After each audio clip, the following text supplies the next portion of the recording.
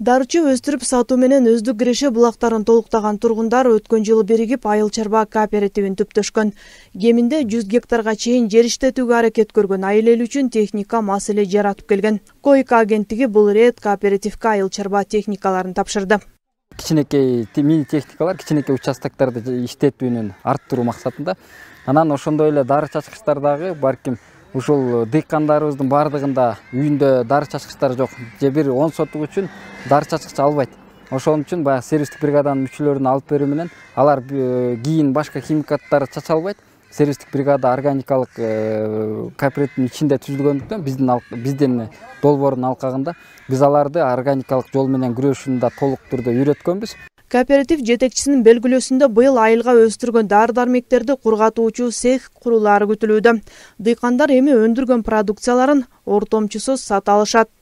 Корея эл аралык кызматташтык агенттиги ушу бизди кооперативге колдоо көрсөтүп, ушул күнгө чейин жана буга чейинки күндөрдө көптөгөн окуулар өттү, семинарлар өттү.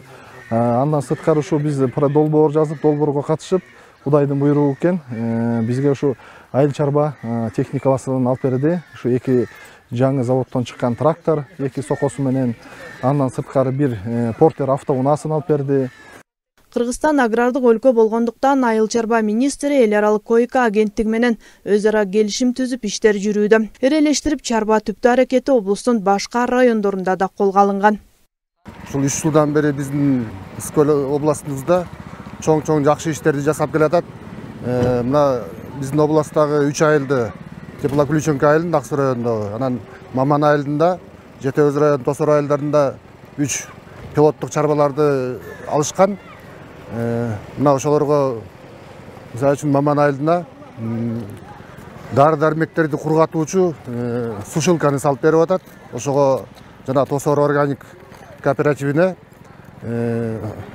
ширелерди чыгаруучу жана кактарды кургатуучу линияларды салып берип атат. Ошого 1 миллиондон ашык доллар акча каражатын жумшашты.